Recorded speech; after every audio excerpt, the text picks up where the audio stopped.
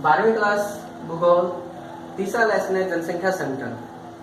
एक बार ये लेसन शुरू करने से पहले मैं थोड़ा सा आपको इन्फॉर्मेशन देना चाहता हूँ। भाई जो ये चैनल है इसके ऊपर अब अपनी जो वीडियो है 12वीं क्लास की, ये 11वीं जो सी भी क्लास है वो क्या है अलग अलग प्ले लिस्ट में डाल दी गई है।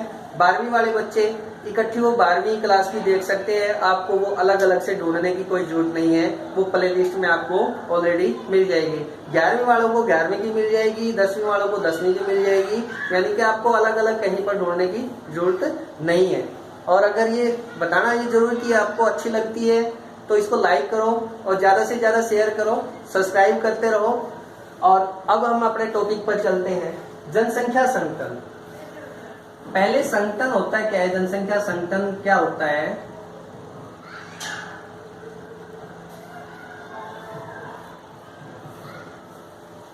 जनसंख्या संगठन यानी कि इससे किसी देश की जनसंख्या की संरचना का पता चलता है।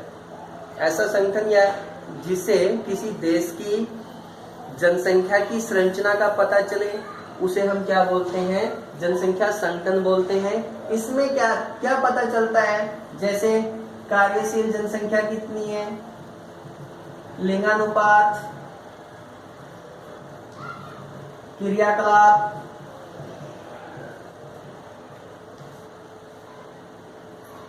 क्रियाकलाप आ गया है, और बहुत से टॉपिक हैं जिनके ऊपर क्या है अलग अलग भागों में डिवाइड किया हुआ है। जैसे क्या है इसके अंदर लिंगानुपात आ गया है, कार्यशील या क्रियाशील जनसंख्या आ जाता है, कार्यकलाप आ जाता है, और इसके साथ साथ इसमें उनकी आजीविका से संबंधित जो भी बातें हैं वो सब जनसंख्या संगठन से रिलेटेड इसमें आ जाती हैं। अब इसमें एक मुख्य आता है लिंगानुपात।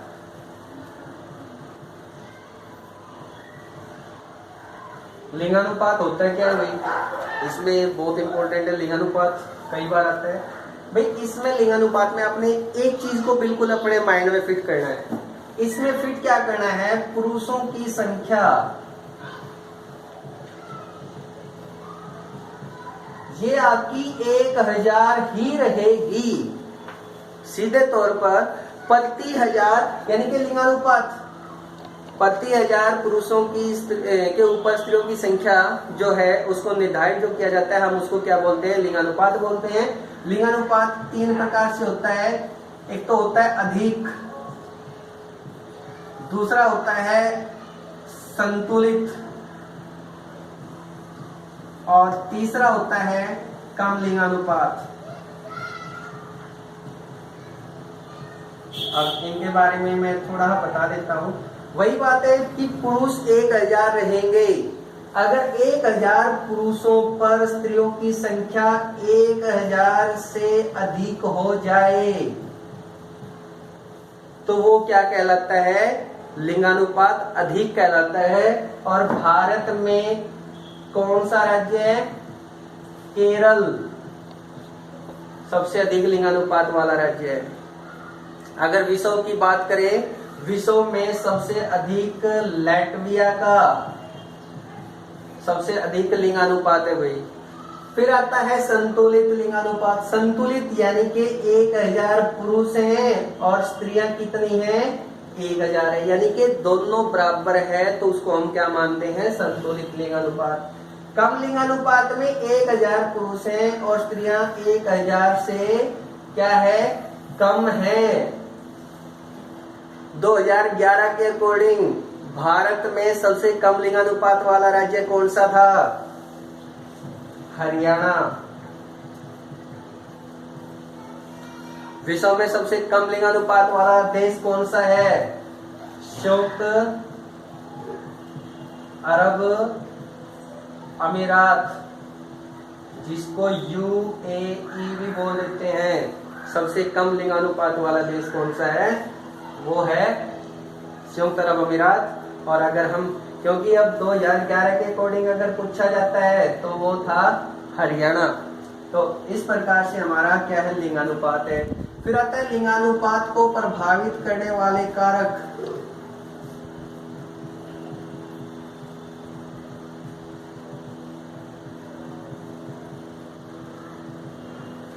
भाई सीधे तौर पर लिंगानुपात कब प्रभावित होगा, जब या तो वहां पर स्त्रियों की संख्या ज्यादा हो जाए या फिर पुरुषों की संख्या ज्यादा हो जाए, यानी कि दोनों की संख्या कम ज्यादा होने के कारण क्या लिंगानुपात प्रभावित होता है। इसके 3 कारक है भाई। एक तो आता है स्त्री पुरुष की जन्म दर में अंतर, दूसरा है स्त्री पुरुषों की मृत्यु दर में अंतर, तीसरा आता है प्रवास। अब इनके बारे में क्या है कि जब बच्चा जन्म लेता है, जन्म लेने वाले बच्चों में अगर नर बच्चे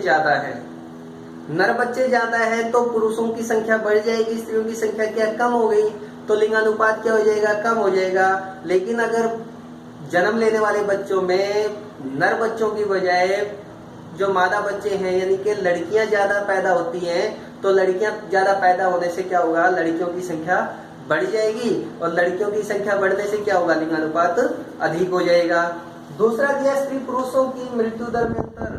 अब कई बार क्या होता है मृत्यु दर में अंतर, अगर मरने वालों में पुरुषों की संख्या ज्यादा है, पुरुष ज्यादा मरेंगे तो स्त्रियों की संख्या बढ़ जाएगी, तो वो क्या है, लिंगानुपात अधिक हो जाएगा।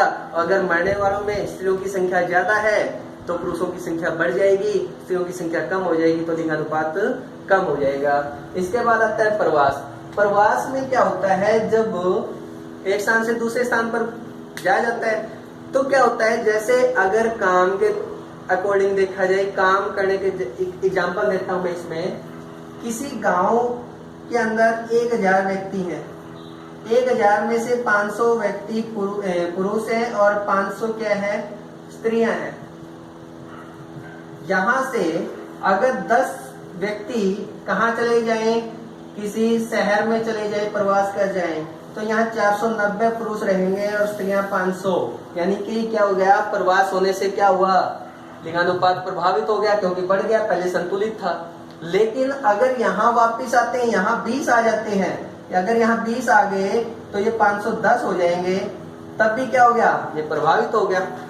एक नंबर का क्वेश्चन बहुत बार आता है, कई बार पूछ लिया जाता है, स्त्रियों का सबसे ज्यादा जो प्रवास होता है वो किस रूप में होता है, स्त्रियों का सबसे ज्यादा प्रवास होता है वो किस रूप में होता है, विवाह के रूप में। क्योंकि लड़कियां इसके बारे में सभी जानती हैं, लड़के भी जानते हैं, शादी के बाद लड़कियों का ज्यादा प्रवास होता है, और लड़कों का सबसे ज्यादा जो प्रवास होता है वो होता है किस, उसमें, रोजगार में। तो आज के लिए इतना ही है। अगर ये वीडियो पसंद आई तो लाइक, शेयर और सब्सक्राइब करना। अगर कहीं ना कहीं थोड़ी कमी रही है तो कमेंट में जरूर बताना। धन्यवाद।